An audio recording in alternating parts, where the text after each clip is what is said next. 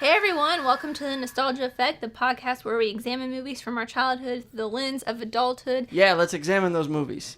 Joe's back to interrupting me. I'm really happy about that.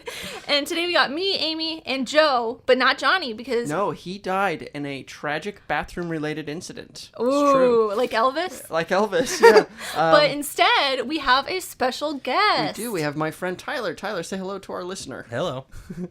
Our single listener. Our single one. So Tyler is a friend of mine, a professional writer, actually makes a living doing it, which is impressive. Yeah. I guess, Tyler, introduce yourself. Yeah, so I am a screenwriter, ad writer, all different kinds of writer, and I am obsessed with all kind of nostalgia-related, childhood 80s, 90s films. I love the video store, VHS, Laserdisc era, and all those things that, tie in perfectly to what we're talking about today. Yeah, which, that's the entire concept of our podcast, pretty much. Yeah. Someone actually told me the other day, they're like, I love the name of your podcast because it literally, every movie you talk about hits me in the nostalgia feels. And I'm like, ouch. We spent 2 months thinking of the title for this podcast, and I'm really glad it's actually paying off. We did. We should, do you have a list of all the names that I do, actually. I was looking at that the other day when my friend mentioned that to me. Some names that didn't work out so well. Yeah.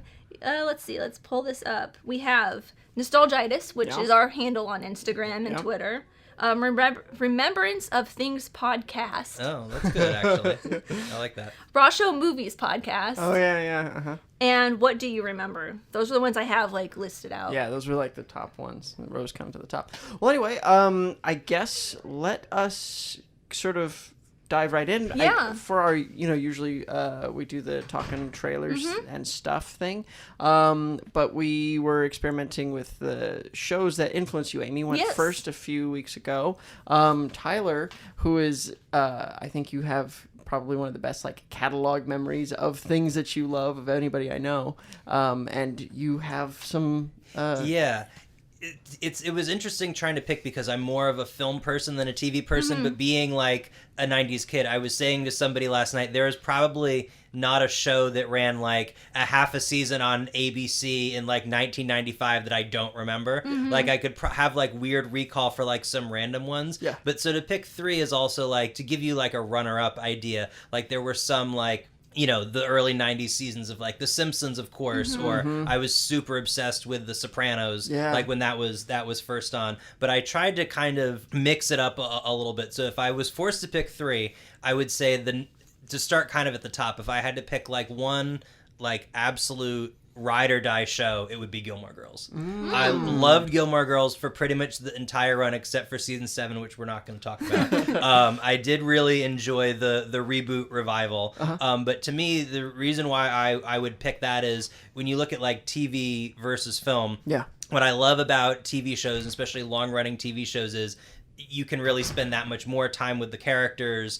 There's the intimacy of inviting them into your home, which you don't have when you leave to go to a theater. Right. And I think Gilmore Girls, in terms of being not a high-stakes show, but being really about relationships, but feeling really high stakes because you were so close to those people, whether it was the main characters or just that town of Stars Hollow, and seeing the characters grow and those relationships play out over many, many seasons. I think they utilize that better than just about any long-running show I can think of. Yeah. My number 2 is strictly a nostalgia pick, but it's one where I have insane recall with it. So again, being of that early to mid to late 90s realm, I don't know anyone, and maybe you guys might disagree, I don't know anyone from that era who was not completely obsessed with Full House. Yep, that is me. Amy I love Full House. House. I have watched every single episode of Fuller House, even though I do not like it. Exactly. And the thing about Full House that it's I wouldn't say I got back into it, but I had cable a few years ago and it was on constantly. Yeah. It is actually, I found, never been off the air. Really? It has been on, since even when it was... It's I Love Lucy. Same thing. Exactly. I think even when it was canceled in the mid-90s, at that time it had just started syndication and has been on continuously ever since. Wow. So it's you could put on a rando Full House right now and I could quote that. I would know exactly what episode that is and what they did and how it resolved itself. And about maybe 2 years ago, I got the worst flu and was so sick in bed for a couple days. And the Amazon deal of the day was the Full House DVD set, which is actually shaped like the house. Yes, with all I've seen that at Target, and it was so much willpower to not buy it because it was like $100-something. It was like, you check Amazon, because when I bought it, it was like $20. It's like it was like 80% off or something. I just did that with Taxi. Oh yeah. And I'm so excited to like I got it in today, and I am so excited to go home and just watch Taxi. Yeah, and it was like I remember getting that set and just being so dead on the couch, and just for like about 2 days, I was just watching so much of it. And I mean, my brother and sister are both a little bit, not a lot, but like slightly younger than me. And we were all into it. Like, that's just the kind of thing where, like, it will never fully leave me. Yeah. And then my third pick, which was kind of a deep cut, but that ties into the one where the movie we're talking about today, I really, really love. It was a 3-season ABC show from the late 90s called Once and Again, which starred Billy Campbell, the Rocketeer, and Celia Ward. And you can get 2 of the 3 seasons on DVD. Thanks to the magic of the internet, I have season 3 on a bootleg copy. But it was from the creators of My So-Called Life and 30-something and some shows like that. This show ran for 3 seasons, and it's interesting because like this was a network show at the time that was canceled because of low viewership, and every season that it was on, it was poorly rated. But if you look at those ratings now in the streaming era, I don't remember what they were, but it was like, you know, if 5 million people watched a show on ABC on Wednesday night now, it would be a smash. Whereas at the time, this was like one of the lowest rated shows, but it was critically acclaimed, and it was that kind of My So-Called Life type tone where Billy Campbell and Celia Ward are 2 divorced parents raising children, dealing with their exes and their aging parents and their family life, and they start to date and fall in love with each other, and they have to deal with kind of the personal fallout of that and finding love over 40. And it's a weird thing for like, I can't remember how, I guess I was maybe like almost a teenager, about a teenager when that was on, but it has that same kind of emotional realism that My So-Called Life has. It's not a soapy show at all. Like there's no big cliffhangers or anything. But if you've seen Billy Campbell as the Rocketeer and like action star mode or on The Killing, he plays like this very like just great sensitive dad guy, and he's amazing at it. And it's a kind of show where I would recommend getting the DVDs because you'll get super obsessed with it. Great cast. Evan Rachel Wood was on it as like a 12-year-old. Shane West was his oldest son on it. Misha Barton was on it. Just like the actress who plays Rachel Brosnahan's mom on Marvelous Mrs. Maisel is on it. Like just really, really solid, underrated show that I always try to introduce to people because it's definitely one of the best ones I think of, especially of that time period. Oh, that's fantastic. That's great. I never heard of that show, and I will check it out now. If you get really into the DVDs and you want season 3, I can hook you up with that. Sounds like somebody else I know. Yeah, I know, right? Well, that's great. Yeah. So, Joe, do you want to introduce us to the Rocketeer? Yeah, sure. Okay. So, from the man who brought you Captain America: First Avenger in the studio that would eventually bring you the rest of the Marvel films comes the movie that got Joe Johnston the Captain America, The Rocketeer, based on a graphic novel. It's kind of a I guess it's a World War II era sort of superhero. Cool. Yeah. Sounds right up my alley. Right, yeah, because you do love World War II. World War II. Actually, that's actually true. Yeah. That was my favorite era of history to learn about. So, Disney, Marvel, Captain America, World War II, I am there. I am ready for this movie. So, you guys have both seen this. Correct. And I have not. So, tell me about your guys' experiences growing up watching this, or however you want to tell me about that. Yeah. Well, so this movie came out in 1991, right? Yes. June, I think, 91. Yeah, and so I would have been 6. I would have just turned 1. Yeah. I would have been 7, summer 9. No, 7 or 8. I can't do math. Yeah. Around the same age. Yeah. And you were saying that you think you saw this in theaters? I'm almost positive, like 99.9% sure that I saw this in theater, because I mean I would have been very young, but there's other things from that same era that I remember seeing, and I'm almost certain. I mean, I obviously had the video and watched it a million times, but I'm almost positive I saw this on the big screen. You also, like your last birthday, you had a screening of it, right? So I did a thing for my birthday where I was originally going to rent a screening room, but then a friend of mine had his house was available, and we decided to just get a projector. But so I wanted to recreate the 1991 movie going experience. Yeah. So of course we had all, Capri Suns and some handy snacks and some all kind of fruit by the foot and all that kind of stuff. But I actually went and I should send it to you if you haven't seen it. Basically like when you go, to like the New Beverly or somewhere, and I showed like if you were sitting in the movie theater opening weekend watching The Rocketeer, here's the 20 minutes of trailers that you would have seen of everything that would have been that would have been coming. So I did a whole bunch of research as to like what were the other summer movies, like what would have been trailered on it most likely, and did about a bumper reel of those. I also did all 1991 summer commercials, so leading up to that, all the vintage, it was like Power Wheels and stuff like that. And I also found on YouTube, I didn't even think to look for it initially, but a lot of people have uploaded like theater like bumpers to YouTube. Yeah. And I actually found, because I grew up in Connecticut and our local theater was National Amusements. It's now, which I think is now Cinemark. It's changed hands a bunch of times, but anyway, I was able to find some National Amusements YouTube channel had uploaded the like no smoking, refreshment stand, whatever. So I had about 30 minutes leading up to Rocketeer that was like the entire experience leading into the movie. That's so awesome. Total immersion. So I'll send that to you if you haven't seen it. Yeah. And we can post a link to it too. Yeah. That's so it's funny because knowing that, and then also this next thing I'm going to share is the reason why I thought Tyler would be a great guest for this episode.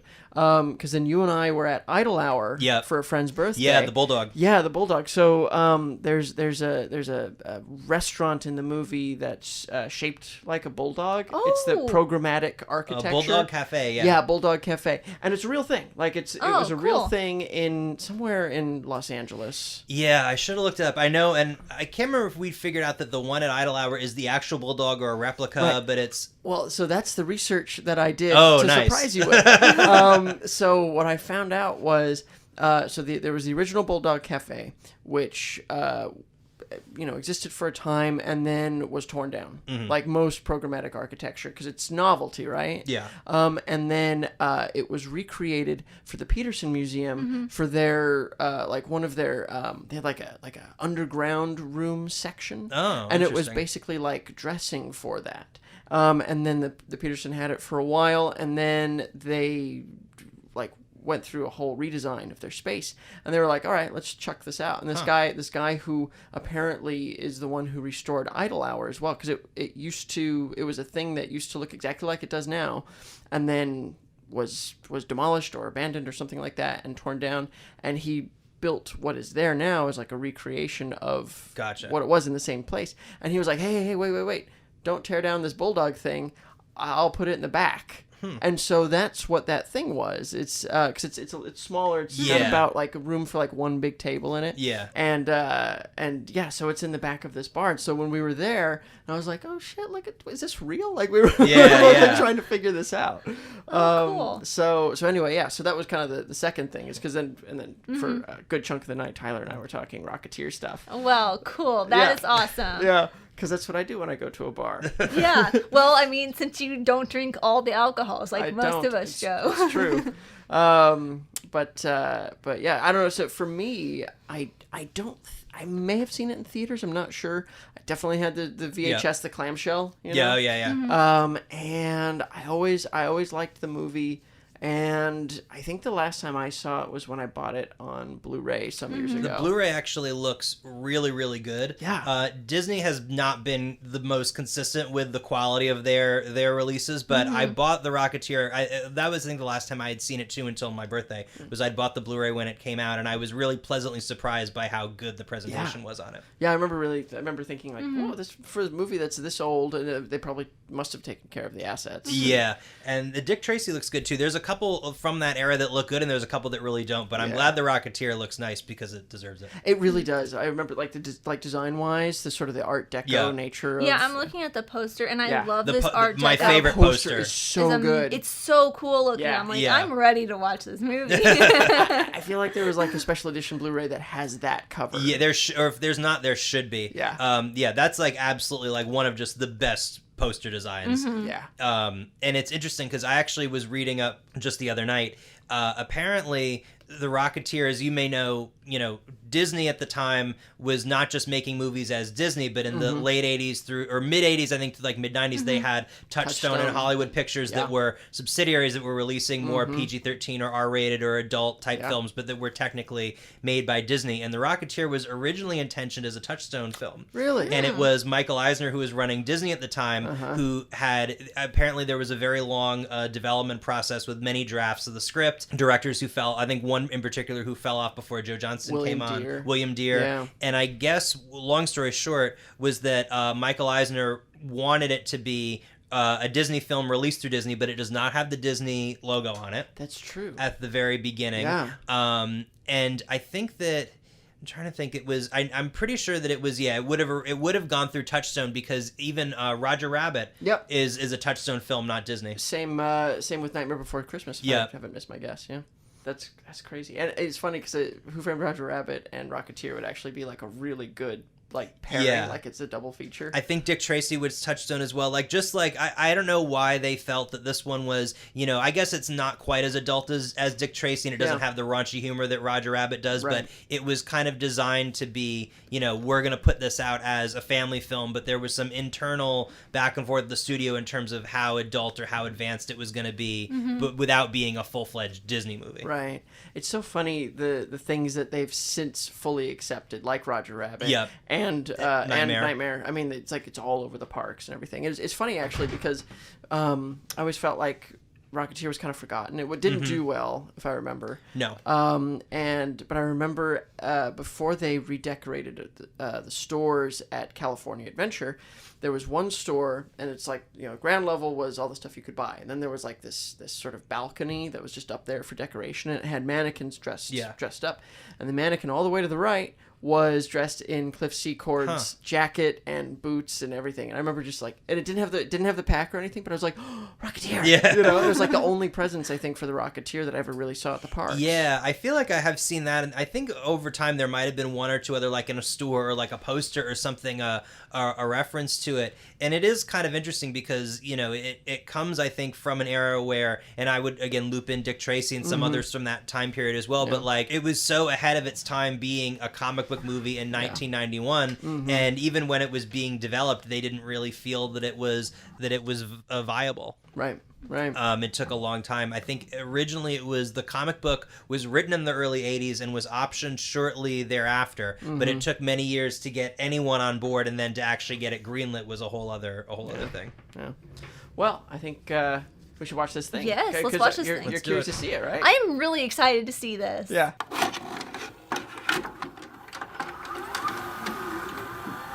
And now, our feature presentation. So we are back. I love this. I will tell you. That's the good answer. The only note I really had before going into this, which I didn't really talk about because I wanted to hear your guys' thoughts about this, was I had thought I had seen this, but I was totally wrong. There was a movie that I watched a couple months ago on behest of one of our friends at Shout, and I got the two mixed up because they are both flying related, and it's Flight of the Navigator. Oh, I love Flight of the Navigator. Which I was like, oh yeah, I totally have seen this. Yeah, and then I went to watch it when you gave it to me. I'm like, this is not what this is not it. With the kid who you think is Fred Savage, but he's not. Yeah, I know, right? That's in my mind. I think when I was thinking about this, I was like, oh yeah, Fred Savage and Pee Wee Herman. Compliance. Yeah. And I was like, nope, none of that, but I love this anyways. Yeah, this was a lot of fun. And you can really see, because I don't think this was Joe Johnston's first film. His first film was Honey, I Shrunk the Kids. That's right. And so which is great. Yeah, it's great. Yeah. But you can see his sense of what he would bring to his other films, including Captain America. Yeah. You can see this kind of old school sort of style. Yeah, that's one of my notes is I felt like I was watching Captain America, which I just watched Endgame twice, and it made me real emotional. But I was like, yeah, this is perfect. This is amazing. Yeah. What I think is really interesting about it is because I think there's parts of it that you can clearly see, especially in terms of the way that they were going to sell it. Yeah. It's very kind of Indiana Jones inspired. I mean, it's a period piece. It's it's the 40s. We've got Nazis. We've got some of that type of stuff going on. Yeah. But also, even though Indiana Jones is American, the entire purpose of that series is so much jet setting and going off to all these exotic locations and him, going all around the world. Even though he's a Yale professor, but here in The Rocketeer, there's this very American style iconography with the Hollywood setting and the Art Deco that is completely, as much as you can say, I know a lot of criticism of this is that they were just trying to make another Indiana Jones or, would have been a series like that if it had been more successful. But I think there is a real Americana to The Rocketeer that is very much, of this movie and does not come from anywhere else. And it's got an old Hollywood thing to it too, kind of like Roger Rabbit. This totally kind of romanticized idea of what old Hollywood looked like. And speaking of Roger Rabbit, and the Americana thing, I have two things to go with that. First, the Roger Rabbit thing. There was supposed to be a Roger Rabbit cartoon and playing in front of this called "Here's My Soup," but it was never made. I think it's Hair in My Soup. Yes. I misread it because I was just like quickly looking Listener, at it. hair is spelled H-A-R-E. Yes. And well, it's funny that you. Oh, I'm sorry. Your second thing. Oh well, I mean we can go with that, but the Americana thing was when the gangsters, like the mobsters, went over to like help the FBI at the end when they found out that Sinclair was a Nazi. Mm-hmm. That's how it was. Like back then, is like. All of the gangsters were, like, really, like, that's the only time that the gangsters ever were, like, really with the American government. Law enforcement. Yeah. I know we're skipping into the movie, but that is one of my favorite bits. And I don't think I fully appreciated it when I was little. Audibly gasped when Jennifer Connelly found the Nazi book. Oh, and the radio. I was like, holy don't shit! See it coming. Yeah. You don't see that coming at all. I was gonna say it's funny because even though it's James Horner doing kind of like his damnedest to be John Williams a little bit, although he would then rip himself off later for Titanic. James Horner has ripped himself off quite a bit because I was actually watching. This is a separate thing, but one 90s movie that I had never seen before was Bicentennial Man. Oh yeah, and I watched that, and James Horner in Bicentennial Man is ripping off his own score for Braveheart and his own score for Legends of the Fall. Like both of them are weaved into Bicentennial Man, but this one I think Rocketeer is, I mean, Titanic accepting, which of course, lords over everything. Sure. I think this is definitely some of like his best work. Absolutely. Like just such a great, rousing action adventure score with some period inflections. Yeah. I would love if anyone listening could get us a vinyl release of the score through Mondo or some other label with some nice Rocketeer artwork and some packaging. I would pay upwards of $50 for it. But I would love to see that get its fair due. Yeah. Speaking of the score, though, I did make a note here. It's like right before they pull up to the Griffith, there's like this little bit of a score part that sounded like it was pulled out of a Disney Channel original movie, and it bothered me for a second. I was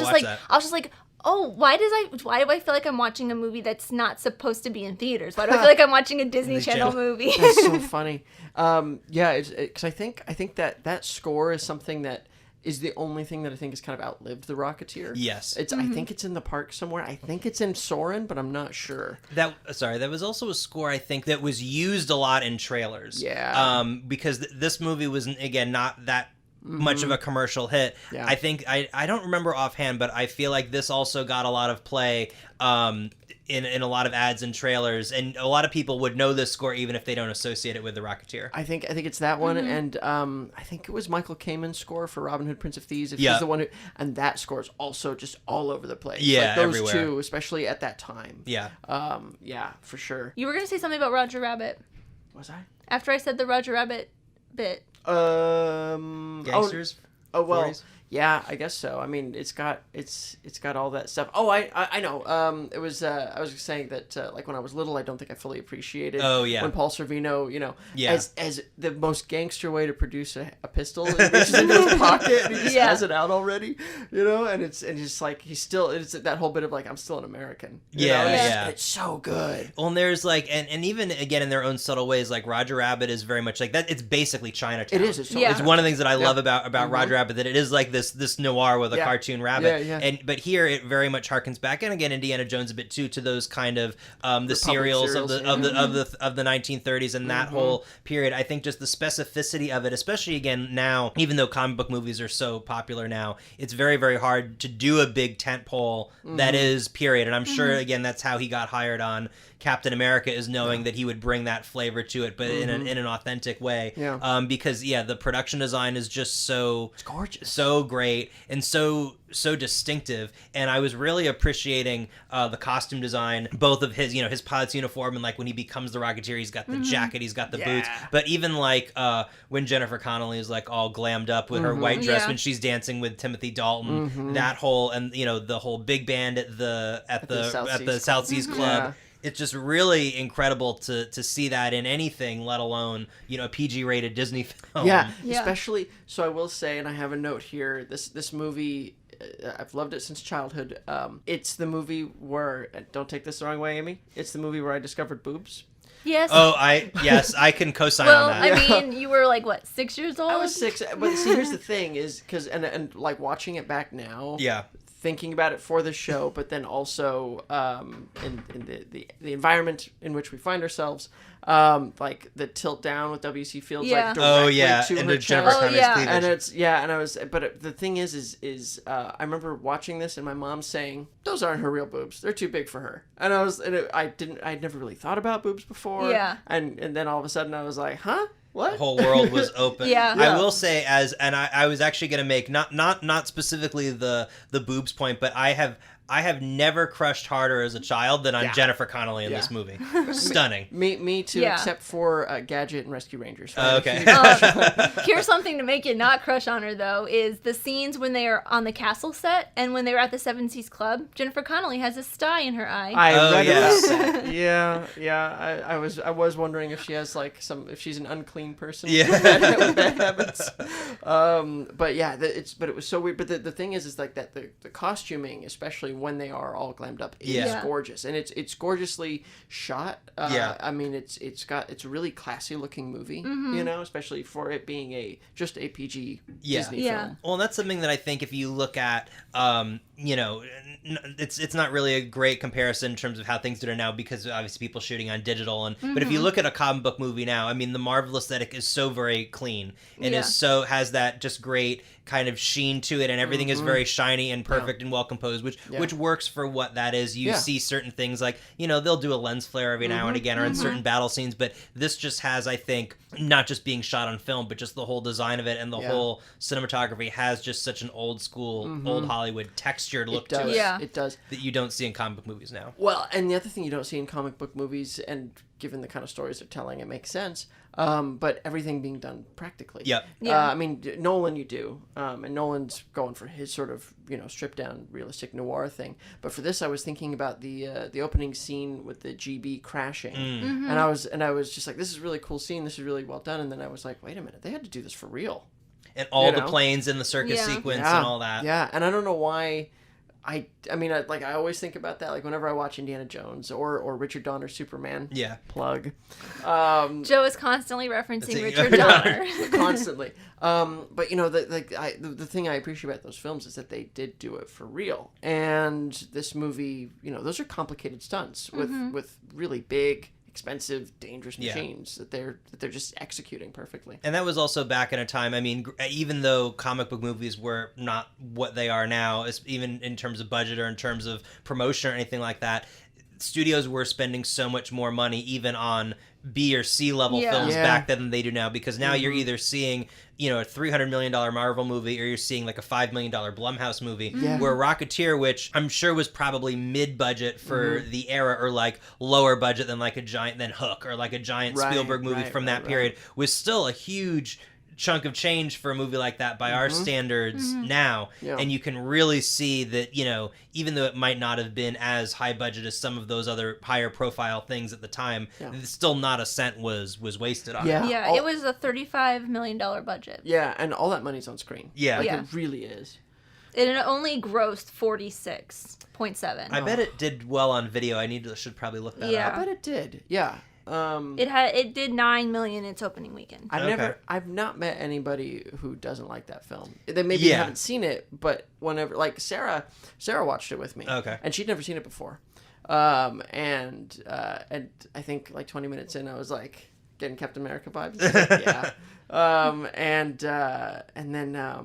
And then after it was all over, she's like, yeah, that was really good. That was really cute. Like she really liked it. And she kept exclaiming like when Alan Arkin, she's like, who's that? And I was like, it's Alan Arkin. She's like, yeah, no, baby, no, he's got hair. Yes. Tell Sarah I feel right there with her, because if I did not know that was Alan Arkin, I would not have known that was Alan Arkin. And he's so good. Also, He's Margot so good. Martindale, And who Margot you see Martindale, very briefly. who has not aged. No. Like, she looks exactly the same. And I don't know if you're a fan of The Office, but Jan is back as another singer. We had her in Tower of Terror, our second episode. Yeah, that's right. Yeah, and so she was. I noticed that. And I was like, on the bandstand. I even have it right here.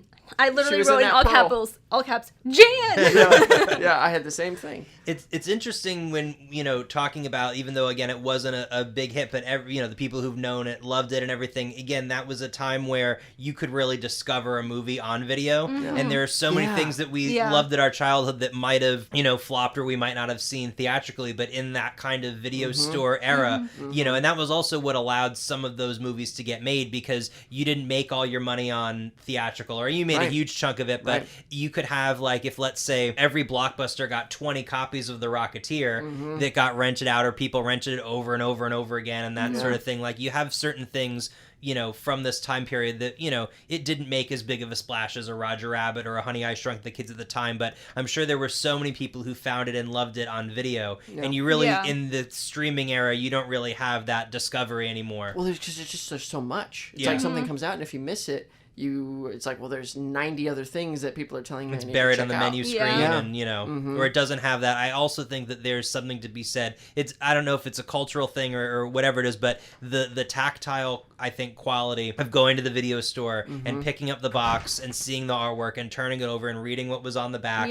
That's something that you don't get from flicking through a menu, and we automatically, or this is just my theory, but I think you ascribe less value to something that you're clicking through on a screen than something you might be picking up and admiring the artwork or looking at or reading what it is. Yeah, which I think that's one of the reasons why I work here at Shell is because I'm a huge collector of physical media. Like, I grew up, we had shelves of clamshell cases, and like I would get a different Disney animated movie for my birthday and for Christmas from my parents, and then I would probably get one from my grandparents as well. Yeah. And so it's like that mentality kind of just like instilled in me. I'm like, I gotta keep collecting these because I just love the tactileness of this and the ability to like read and see all the pictures and the artwork, and I just love being able to like look through my like rows of DVDs and be like, what do I want to watch now, instead of flipping through whatever is on Netflix. It gives it automatically more value, even on a crappy movie or something that you don't like or that you don't appreciate. It automatically gives it more value than something that can be just flipped past on a screen. Whenever I find that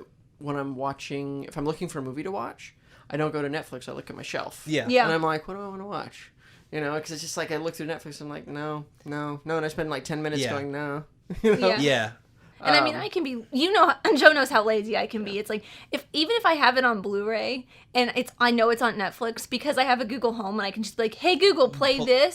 So like 90% of the time I'm like, hey Google, play Thor Ragnarok again for the 5 millionth time. I don't trust the internet. I know that the compression is going to be better on the disc than it is streaming, and so I always put it in the disc. Found that too, and not to change subject, but when things are on Netflix, or I know people were complaining about Game of Thrones this weekend that it was too dark, I couldn't see it, and then the HBO compression was so bad. They don't regrade things for streaming, or they don't, or people's connections aren't great or whatever. Well, and that's the thing, and that's actually a lot of people, just because this is an interesting subject, it's still topical, I think, when this comes out, is a lot of people knowing that I'm a tech person, or like, do I need to, there's like people coming, do I need to get a new TV? And I was like, honestly, this is what happened. It was the streaming compression that you were probably watching, and on top of that, I think I read an article that the DP was basically defending and not apologizing for his choices.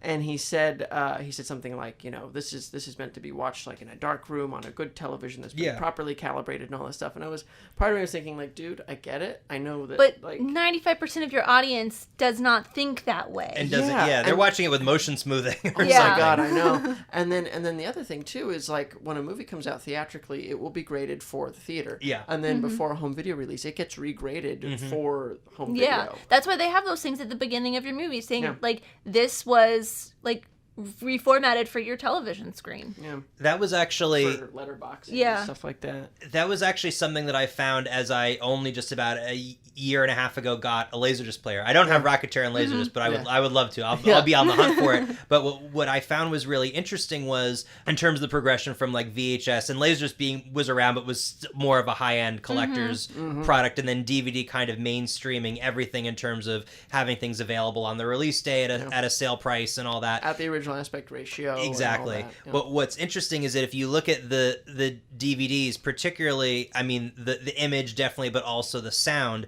DVDs needed to, even though it's a Dolby 5.1 mix, it's still compressed just like the images, and they needed, all those mixes were redone for DVD because they knew that some people would be watching them on a gorgeous, home theater with a 5.1 setup, but other people would just be watching it through the TV speakers or whatever. So it needed to sound good both ways. But what I found collecting a bunch of Laserdiscs is that for the Laserdisc, they would literally put the theatrical mix on that disc because it was a higher end collector's thing. So there's Laserdisc that I have. I mean, with the lossless Blu-ray, obviously, it's still a different thing. But like, there's Laserdisc that I would rather watch than the standard def DVD. The picture is, some are not great, some are really good. The quality there varies, but the sound is night and day compared to a DVD. With the quality of the sound and the mixing and the directionality of it is just not comparable. Yeah, a lot of times, and a lot of times if we have an older film that was on Laserdisc and we're having trouble locating the original audio assets,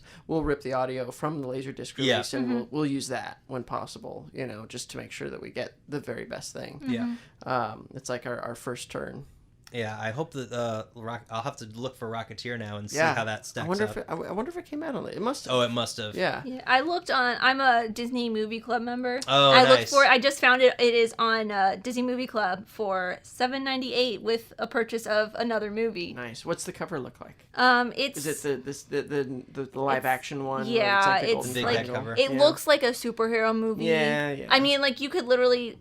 Let's see if I can get a bigger picture of this. It's like Billy Campbell, like kind of big, and then, it looks like the Avengers. Cover. That's the one I have. Yeah. There were some other things that I loved about this. Tiny Ron, who is the big dude. The Lothar. Hitman? Lothar. Yeah. So that bit when he gets into Max Grodenchik's like hospital bed. I was watching that and I was like, this is so cool, and it's like way more brutal than I feel like I remember. But I remember thinking, like, especially just that scene specifically felt so much like the Batman animated TV series from the mid-90s. And everything with him, though, felt like... It felt very old school, and I loved it. It was terrifying. He terrified me. When the dude's body is like kind of mangled or twisted almost when he's like in his hospital. The makeup, and the makeup that they used for the hitman's face, I loved that because it was very stiff and unmoving. And so it was like when his mouth moved, it like barely moved. And I was just like, that makes him even more creepy. And I never realized. I think when I was little, especially, not watching it before, when they find Bigelow in his office, I didn't realize that his leg was up next to his head, like that he'd actually folded him. They even say there's like a line of dialogue that said it, but I don't think I ever fully put it together. I didn't compute that until they were like, he was folded in half, and I was like, oh, his foot! And then I was like, ugh. Which I thought that was cool. And of course, this movie continues to affirm my feeling that even though I'm not necessarily a gun person, Tommy guns are really cool. Yeah, there is just, so much again, compared to what you see in movies now, I think it's really interesting to see how, you look at something like Endgame, where it's like there's hundreds of henchmen getting killed minute by minute, but it's very bloodless, and it's very, it's fantasy violence where they're getting like a bolt of something tossed through them or whatever. But in this film, and again, like, Dick Tracy, some of those other like late 80s, early 90s ones that were marketed to children, there's a lot of, not super bloody, but there's a lot of actual violence in this movie, and like full on when they're shooting up the bulldog and all that kind of stuff. There's just a lot of gunplay in general. And it's and you get a sense of like actual, it's not just like, because I think as much as I liked Endgame, there's like the main characters kind of have character armor. Whereas this one, like when the FBI are shooting up Cliff and Peavy's house. And it's like that. It feels dangerous. It feels like they could get hit. Because well, it's because like you see, there's a point where the rocket is under the lamp. They're pretending it's the lamp, and he like pulls it out just in time, and right where his hand was, a bullet goes. I'm just like, holy fuck! And so but it's funny that you bring that up, because one of the things that I really appreciated Joe Johnston's what he did in the first Avenger was the people who did get shot in that film, there was blood spray. It was CG blood spray. But it was still blood spray, and I was like, I remember seeing that in theaters and being like, oh shit, I haven't seen like blood spray from a bullet in a long time, because they don't have it anymore. Really. Well, usually they only do it in like war movies, and it's like that really shitty CGI blood spray. And so I think that they sort of, you don't see any impossible stunts where it's like, no, there's no way somebody would survive that, because you do see that now, where it's like, these spectacular car crashes where it's like, I've been rear-ended and you're messed up. Car crashes. You know what I mean? Where it's like you're messed up after like a minor rear end, let alone a car that's like pancaked and rolls 20 times. You're not going to be okay. You're not walking away from that. There is, I think, just in general with this movie, that whole, again, just the very physical, tactile quality of things, and the fact, he's not a superhero, he's a test pilot and all that, and it's whether it's, even the flying sequence with him at the very beginning when, the plane catches fire and you see the oil like leaking out onto his face and all that, like, and even at the times where, at the very beginning when he first tries on the rocket, and even I love like when he's trying to get away and he's like going through the dirt, like right in his face and everything, like there's just so much that's really, just more kind of physical than what you would see, or you can see, that his hair is a little musty. You can see the dirt on his face, just stuff that you really don't get with the kind of clean, shiny aesthetic that we see so much in things now. Which like there's like a lot of gun violence, but there's a lot of physical violence too. I have a note on here. It's like there is so much punching, which I love, because it gave me the feel that we were in a 1930s setting.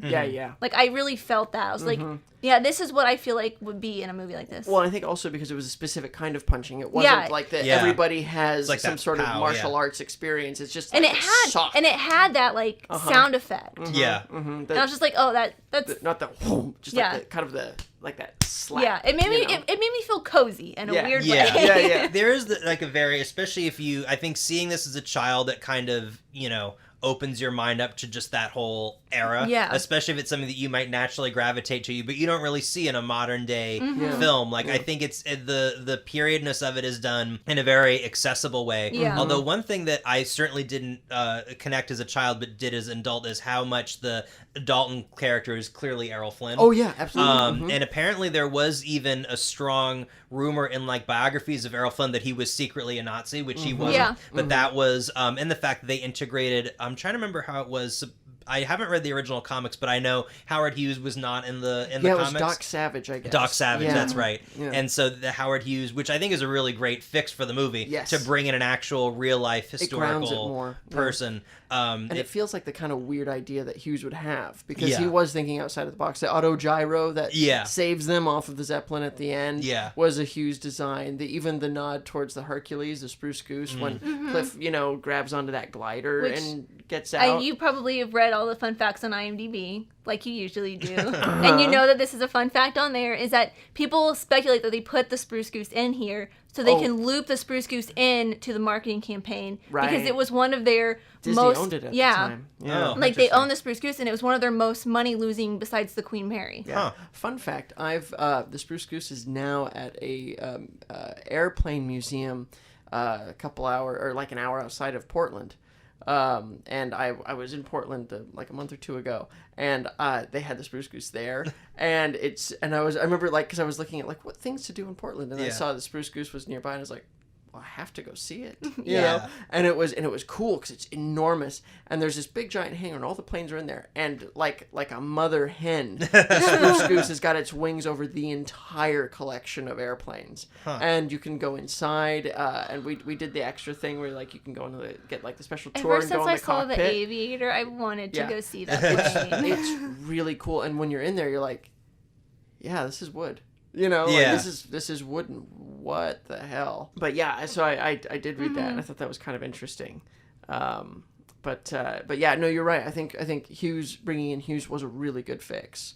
And I think it's clear. I mean, again, the Errol Flynn thing is not something that a child would connect by any means, but it gives it that historical grounding that really, really works. And I think it's details like that as an adult rewatching the movie you can really see and appreciate. Because like a little kid, you know, when you're watching it as a child, you're not getting the design of it, you're not seeing that stuff. But I think that's what really works about this, is that it really is just a great, accessible, all ages, just fun adventure movie. Yeah. Well, and it's funny because there's other like little things. The gum. Beeman's, is so, because apparently Beeman's was like favored amongst pilots. My dad loves that gum. Oh, really? And you can only get it in certain places. They don't. I don't know if I've ever seen it out here. If you go to like one of the specialty candy stores, they'll probably have it, but you can't just go into like a 7-Eleven or a grocery store and get it. But they have it a lot in the Northeast and other areas. But anytime that my dad loves it, and apparently it's a favorite of, he's not a pilot, but apparently it's like a pilot thing for some reason. And the Right Stuff, there's a thing they use it in. They have it in the Right Stuff also. Right. And so, and what I love about that is not only is that a great little, you know, just a little thing that only certain people would notice. But then it becomes so vital to the film. You know, the fact that that's such a great setup payoff when he and like from the very beginning, you know, when he puts the gum on the back of the GB racer. And then Peavy takes it off and he crashes, you know, despite it being Cliff's it's like such a small little setup that you almost forget about it. And it's like, there was like, when he moves the gum right before he gives it to Sinclair, and I just realized, oh, he had the gum and he put it in the window when he goes to pick up Jenny for the first time. And then when they dump out all of his stuff, it's like there, like when they first go see Howard Hughes, I'm like, wow, I was like, why do they keep putting so much emphasis on this gum? And even like the first time that he uses the pack like fully, and you know, Peavy sticks it on the back, you know, because he's like, all right, no, we need this luck. It did, although watching it again made me think of, I'm sure it wasn't intentional, but of Indiana Jones: The Last Crusade, where it is where the bad guys is sort of tricked at the end by getting the fake Grail in Last Crusade, and here where you see he just very briefly kind of brushes that gum to the side so that it's leaking the fuel. And they like, if you look really closely, you can see that there's fuel leaking out. Like they even added that little detail, which I don't think they would add in a movie today. No. They would just like, oh, you move the gum a tiny bit, but nothing else happens. You can see that it's sort of under pressure. That's really the only thing that's clearly not practical, is obviously Timothy Dalton exploding in a burst of flames. But again, another small historical detail is when he crashes into, I mean, I think it's one of my favorite like villain deaths. It's so great. I love it when someone is kind of brought down by their own, you know, whatever.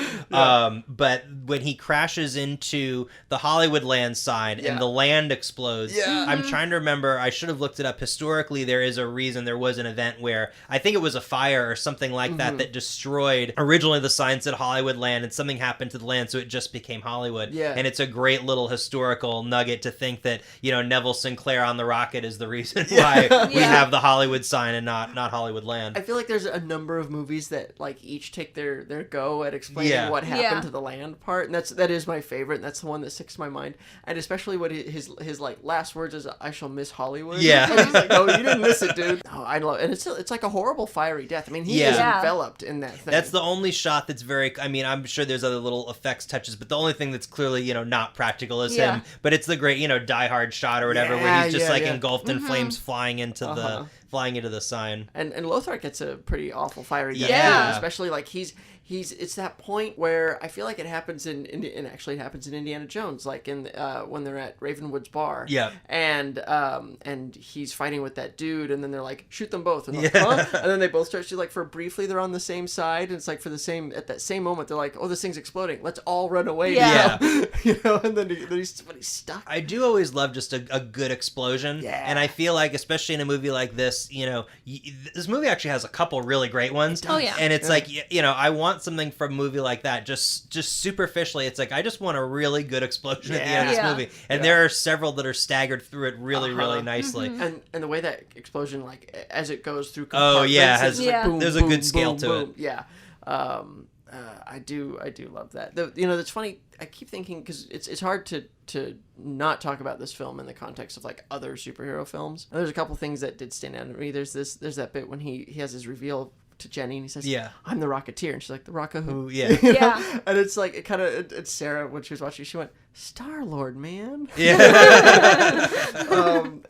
So it's like, it's hard not to think about that. But what I really love is that he never really gets very good at being the Rocketeer. I mean, the movie only happens over a couple, like really only a couple That was days. something that really struck me, especially looking at it from like a story development sort of point of view. I mean, I feel like if you were to make this movie today, it would be, when I say the word bigger, I mean, not obviously the scale is what it is for the early 90s. I feel like this would be a bigger movie, not just in the sense of, I don't mean budget or effects, but like it would span a much longer period of time. Yeah. Because I was thinking as I was watching it, I mean, it's really only a few days between, he finds the rocket, you have the circus scene, and then everyone's kind of clued off to like him having it, and then it's really only like a day, 2 days later when everything kind of, I feel like you would have to have, in a movie today, like the montage of him getting really good at it, or you would have to have him have some kind of, special skill that we established in the first act that turns out to be the thing that makes him really great as the Rocketeer. But that's also what I really enjoy about stuff like this, is that they do just kind of let him be a normal guy. Which isn't to say that he's not talented or he's not a great hero or anything like that, but I feel like things now are so over-reliant on, what's their cool skill set, or what's the unique thing that makes them, the perfect person to whatever. It's almost like the kind of Harry Potter like hero sort of template now, where because he has the scar, he has that his parents or whatever. And I like that Cliff Secord is just a regular dude. He's a talented pilot, he's ambitious, he's not perfect, and he puts on that rocket, and that he never kind of loses his regular guyness even when he becomes the Rocketeer. I think it's a really fantastic point. Because I remember, like, initially after we finished the movie, I remember thinking like there was sort of less rocketeering, than like I mean, I haven't broken it down, but like, Robert Downey Jr. is probably Iron Man more in his first Iron Man film, and Batman is Batman in his first Batman film more than Billy Campbell gets to be the Rocketeer. That's a note I have on here, is like, there is not, like, for a superhero movie, there's not a lot of superheroing. Well, because a lot of that now is structured around set pieces. And that's something that doesn't come from story. It's like, well, we've got to have him do this, or we've got to have him do that. And it feels like you're plugging it into those structural moments. And I don't know, I didn't feel cheated by the lack of rocketeering, but it was more kind of organic the way that it progressed. I mean, I really, like, I appreciated that it was, you got enough. Like, you felt like you had enough superheroing, because I think maybe it's just like the fact that Marvel movies, you get all like 3 movies for each character of them superheroing, and this one is just, you get a couple days of him learning how to use this and still not being very good at it, which feels more natural, and I like that, and I appreciate that. And those bits, especially the rescue at the circus, that's really great. So exhilarating. It's so good. The beats are so good when he gets up to the thing and he gets the guy, and then he slides off the wing, and then he has to get back up. And it happens to him again when he's on the Zeppelin too. It's like, and it's like it's not to say, we're not saying that he's bad or anything, but it's just like you really feel that this is a normal dude who's put in that place, and that he doesn't have. I think it's interesting again now, because because we're so superhero saturated, I like seeing things with people who maybe doesn't have a superpower, or is just a normal person, dealing with that. But again, we don't have the montage of him getting really good at the rocket, which I think having the sort of more condensed timeline, I think it works in its favor with this. Especially like, because there's like, that bit, especially with the Zeppelin, you know, he runs up to the top of the Griffith Observatory next to the American flag, and you're like, okay, well, that's your money shot. That's such a great, that's so the great iconography. And it's funny though that he's like, you know, but he still has like the Luger, you yeah, know, like this German weapon. Oh yeah. But back, you know, but with, you know, framing the American flag, and then he takes off, lands on the thing, barely gets there, and then almost immediately loses the gun. Yeah, and then accidentally thwarts the ability of them to steer. Right. Yeah. Which is so great. And then also like falls off the thing. And then I do love the sort of the 3-dimensionality of like, oh no, he fell off the thing. Oh, but he just came back around. Yeah. Knocks the guy off, and then accidentally knocks out their best pilot. Yeah. And there's so many great staging, like when Lothar like crashes into the Zeppelin, then knocks the other guy off the other side. Yeah. Like there's just the whole kind of. That's another thing where if you look at movies now where they're just like there's more emphasis on like cutting than staging when everything is coverage, and you know, that's something that I do have had an issue with the Marvel movies, not so much Endgame, but like some of the ones where there's just so much previs, and it's really obvious that like this was storyboarded in a computer and they were just shooting these little bits of it and they knew how it was going to cut together.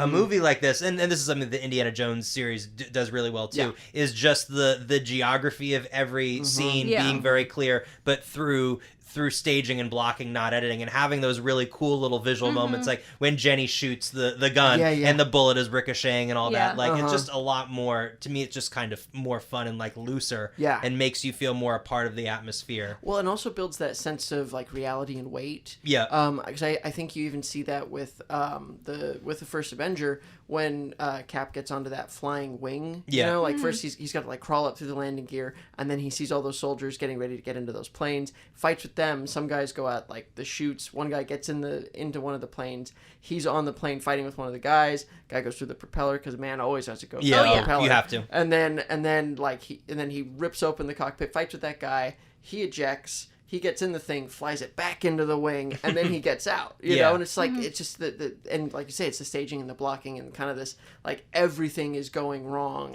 The way it ought to in an action scene. Well, it's interesting because it made me think also on the same topic as we were watching the movie. I thought something similar about just, you know, Joe Johnston as a director in general, and I think that especially now, again, we look at people like a Nolan or a Peter Jackson or a David Fincher, and we kind of hold up these auteur type people as having a visual signature. And someone like Joe Johnston, I mean, clearly he has things that you could, look to, like in First Avenger or, other films that he's made, but he doesn't have quite as much of a signature or his own aesthetic as some of these other guys do. But if you look at people like, him coming up as a visual effects artist and all those things, like, I really think there's something to be said for these journeyman directors that maybe don't have that kind of auteur sensibility that a Christopher Nolan does, that puts that one universal stamp on everything, but it seems like they're a lot just more versatile and nimble, and they have just a really great sense of craftsmanship and structure, which really befits a movie like The Rocketeer, because going back to the 40s where these films were made, especially those old serials, were made on an assembly line sort of system where the director was looked at as a craftsman, not an artist. So I think having someone like him, who is very much, I think, the modern version of that, make a movie like this, it makes it feel much more of that sensibility they're going for, and much more in the tradition of those earlier movies, and certainly the time period of the comic book was written for. Yeah, especially when you look at the fact that it's like Honey, I Shrunk the Kids, Rocketeer, Jumanji, Captain America, October Sky. I mean, like you look at all the stuff that he's done, and it's this wide range of stuff. And I talk about Richard Donner a lot on the podcast, and Richard Donner's very much the same thing. Yeah. And you look at The Omen, and then Superman, and then Lethal Weapon, and then Goonies, and it's just like this, the breadth of what he does and how he does it is really interesting without that sort of that fingerprint. You know? And directors like that, I also find that, not every person has made, not every movie they make is going to be flawless, but I think that even with directors like that, I think even their B-sides are really interesting, like Richard Donner, like Maverick is like a super well-crafted movie, maybe not one of his best or his most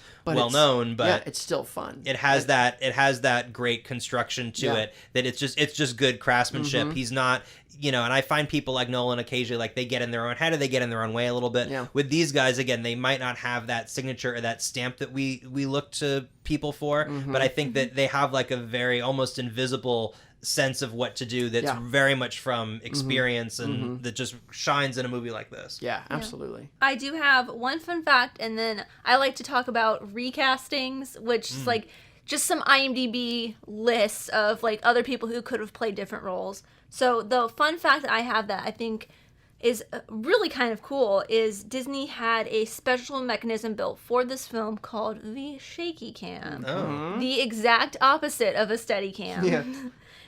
It was used to introduce vibrations into the picture, and it was used in the scenes filmed inside the Zeppelin to give it the impression of powered engines. I have an additional interesting fact to piggyback onto that.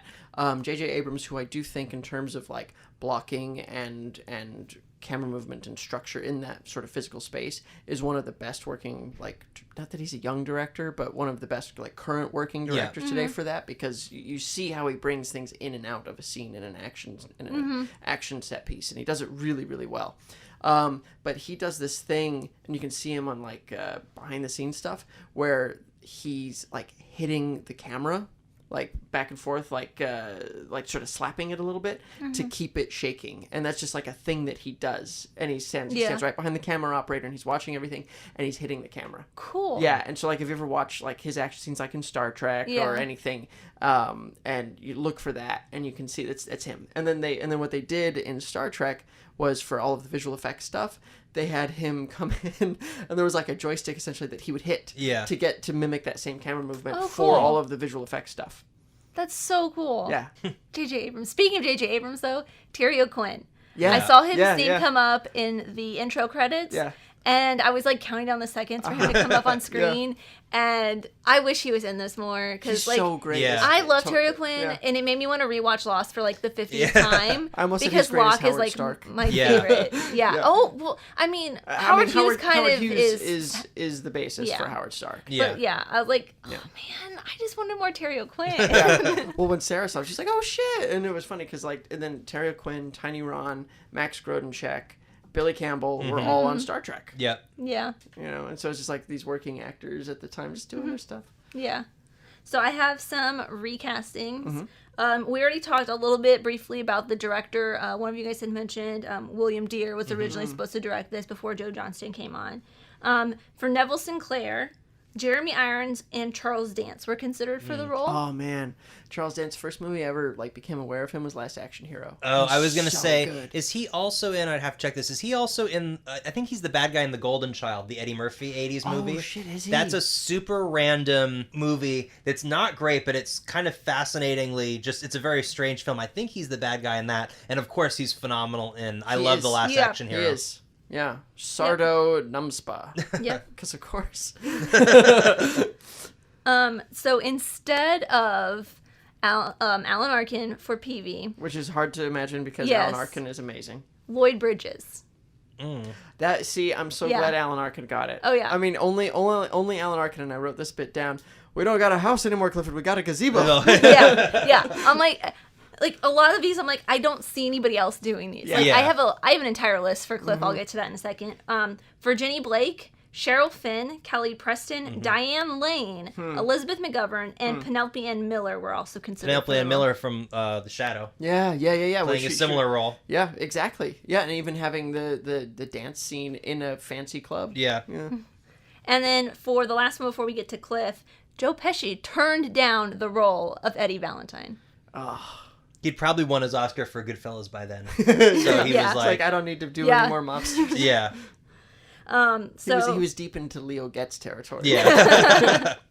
So I'm just going to list off a whole bunch of stuff for Cliff. So Jeffrey Katzenberg wanted Carrie Kirkpatrick to audition for the part. Kevin Costner and Matthew Modine were the first actors considered for the role. When they both proved to be unavailable, Emilio Estevez, Bill Paxton, Dennis Quaid, and Kurt Russell, Disney's golden boy Kurt Russell, who has been in the most amount of Disney movies, like more than anybody ever, auditioned for the part. Johnny Depp was Disney's first choice, and Vincent D'Onofrio turned down the role. Weird. I think Bill Paxton would have been interesting. Yeah. That's what I was thinking, but too. we're not done yet. Oh, no. We also got Michael Keaton, Alec Baldwin, Robin Williams, Mel Gibson, Harrison Ford, Ron Perlman, and Tom Hanks. And it's funny, then Alec Baldwin, of course, be the Shadow, Lamont Cranston later. And Ron Perlman would be Hellboy later. Yeah. Michael Keaton had already been Batman, and then he would have been going into Batman Returns, I think, in 1992, which would have been I feel like really Robin Williams weird. would have been, it would have been too weird of a role for Robin Williams. Kind of like, older for that. Yeah. And also the action stuff. And Mel Gibson and Harrison Ford also would have been a little bit too old. Yeah. But if you think, yeah. Ron Perlman as well. Harrison Tom Ford. Hanks. Ron Harrison Perlman Ford was would probably have the Beast on the Beauty and the Beast At TV that show by time, that yeah. time. Yeah. And I can't imagine him fitting into like the GB Racer. And then I have one more that they did not give any context. I'm just going to read the sentence as I copied and pasted it from IMDb. So, in 1991 interview with Howard Stern, musician Richard Marx revealed that he turned down the title role. Richard Marx. Let's see, Richard Marx. And so I'm assuming because it says title role that they're talking about The Cliff. Rocketeer. Yeah. Yeah. So like that's the only reason I was like, okay, maybe that's what it is. But they did not really give anything. But I don't know who that is. He's got like one or two. Name is like just right on the tip of my tongue. He's got like one or two. Like if you heard it on like the throwback radio station, you would know it. But apart from that, I'm sure he was probably coming off something at the time. Apparently, he's married to Daisy Fuentes. Oh. I mean, this is him though. I mean, he looks. Oh yeah. Yeah. He almost looks more like a villain than he does He could have been. I mean, yeah, he could be a. I mean, I like Timothy Dalton. Oh yeah. He did a great job as Neville Sinclair. He was so good.